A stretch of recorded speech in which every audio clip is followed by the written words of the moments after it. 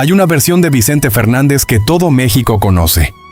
La del charro inmortal, la voz que llenó el Estadio Azteca con 220,000 personas el 14 de febrero de 2009. La del hombre que vendió más de 50 millones de discos, que ganó 4 premios Grammy y 9 Latin Grammy, que tiene una estrella en el Paseo de la Fama de Hollywood. Esa versión es real. Está documentada. Nadie la discute. Pero hay otra versión.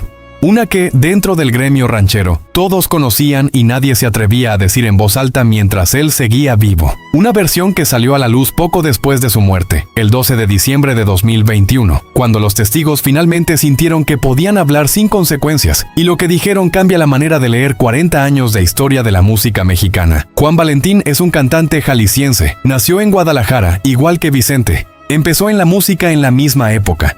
Tocó en los mismos cabarets de la ciudad.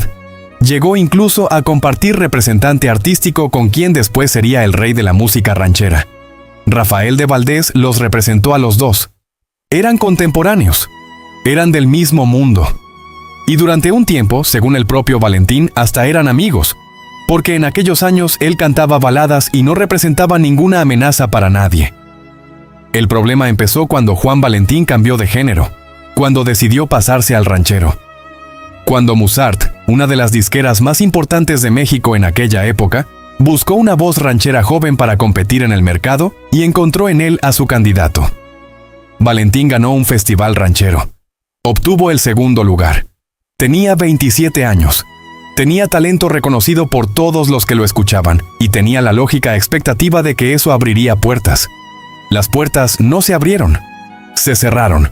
En una entrevista concedida a la revista TV y Novelas, Juan Valentín describió con una precisión clínica lo que vivió durante años. Su música no sonaba en las estaciones de radio mexicanas. No podía entrar a ningún palenque. En televisión apareció únicamente 2 veces. Una con Raúl Velasco y otra con Verónica Castro. Las disqueras le aceptaban grabaciones y luego las retenían. Grabó un disco de canciones navideñas que no salió en diciembre. Salió en febrero. Otro disco tuvo éxito en Estados Unidos y en México simplemente no lo distribuyeron. Cuando le preguntó al gerente de su propia discográfica por qué, la respuesta fue directa. Si sacaban su disco en México, tenían la amenaza de que Vicente Fernández se iba, y nadie en esa industria, en ese momento, podía permitirse perder a Vicente Fernández. José Bájar, ejecutivo de la CBS, le dijo personalmente algo que Valentín no olvidó. Piénsalo mucho, porque ahí está Vicente y no te va a dejar salir. Eso no es una metáfora. Es la descripción de un mecanismo de control que operaba con una eficiencia que el propio mercado terminó absorbiendo como si fuera normal. Los empresarios de palenques sabían que si contrataban a ciertos cantantes, el charro de Huentitán cancelaba su presentación. Y una presentación de Vicente Fernández llenaba plazas de toros. Ningún empresario en su sano juicio iba a sacrificar eso por darle una oportunidad a una voz nueva. Juan Valentín terminó haciendo lo que muchos artistas vetados hacen cuando el mercado principal se cierra: recorrer las estaciones de radio de los pueblos más alejados de México para que su música pudiera ser escuchada en algún lugar. Terminó trabajando principalmente en Estados Unidos, donde el brazo de ese control no llegaba con la misma fuerza. Mucha gente que lo seguía pensaba que él simplemente vivía allá. No vivía allá, lo habían dejado sin espacio en su propio país. La cantante Julia Palma, quien conoció a Vicente Fernández en los años de mayor ascenso de su carrera, fue más directa en sus declaraciones públicas. Ella habló de pagos millonarios a estaciones de radio, a periódicos y a canales de televisión. Habló de cantantes a los que el veto dejó literalmente llorando. Sus palabras fueron precisas. Yo vi a uno de ellos llorar amargamente. No puedo decir el nombre, pero son varios.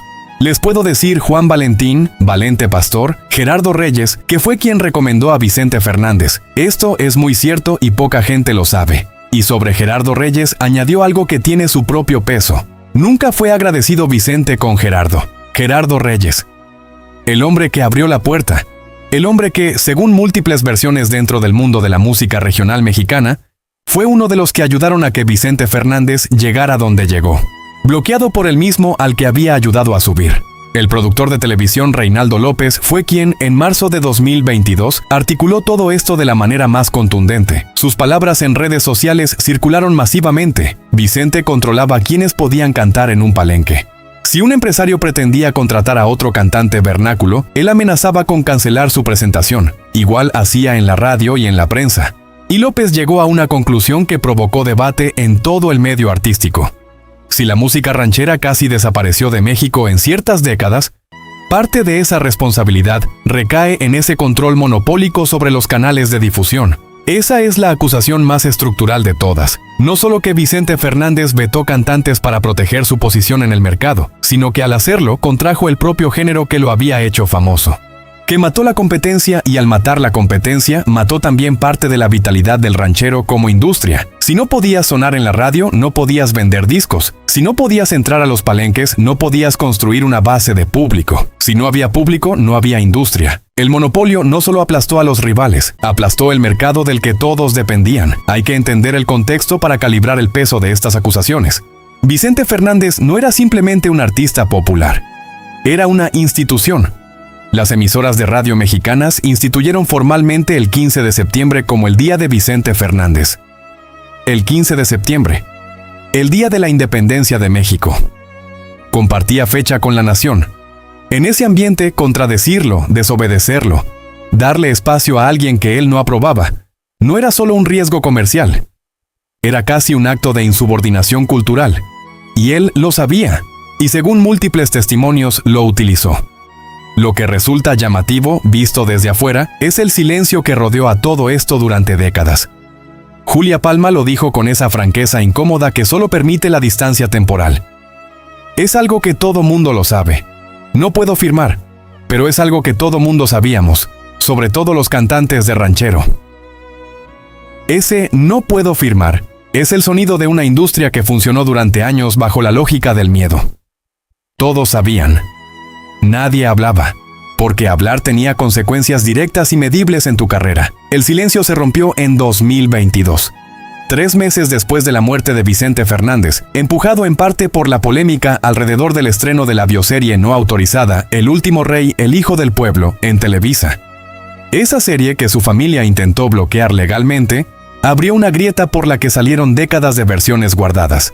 La viuda, Cuquita Abarca, dejó claro que ella no estaba sola y que lucharía por proteger el nombre de su esposo. Los testimonios que salieron en ese contexto no necesariamente buscaban dañar ese legado. Varios de los cantantes afectados, incluyendo al propio Juan Valentín, hablaron con una moderación que sorprende dado lo que describían. Valentín dijo que no quería hacer leña del árbol caído, que Vicente tenía una gran voz y no necesitaba haberle hecho eso a nadie.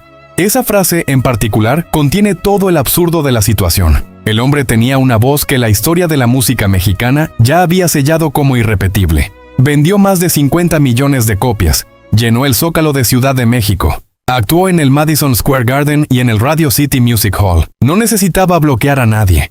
Y sin embargo, según docenas de testimonios internos al gremio, lo hizo de manera sistemática, durante años, con recursos económicos considerables y con una eficiencia que ningún organismo regulador del sector llegó a cuestionar. Eso dice algo sobre el artista, pero dice más sobre el sistema que lo permitió. Un ecosistema donde los empresarios de palenques obedecían por conveniencia económica, donde las disqueras priorizaban al artista más rentable sobre la diversidad del catálogo, donde las estaciones de radio aceptaban dinero para silenciar voces, y donde los propios artistas afectados sabían que denunciar equivalía a cerrarse las pocas puertas que aún les quedaban. Juan Valentín lleva 55 años en la música, lo dijo él mismo, 55 años de carrera a pesar de todo.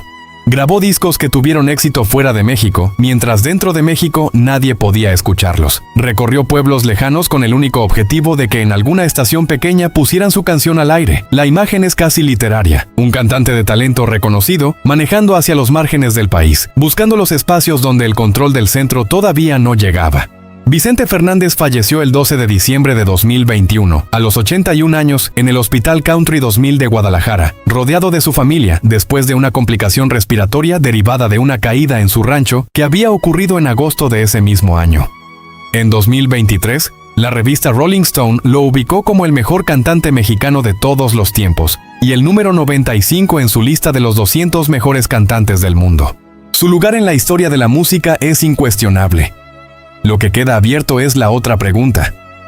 ¿Cuántos artistas con voz y talento reales nunca llegaron a ese lugar, no porque no fueran suficientemente buenos, sino porque alguien con más poder dentro del sistema decidió que no podían existir en el mismo espacio que él? ¿Cuántas canciones no sonaron en la radio de un país entero porque el costo de tocarlas era demasiado alto?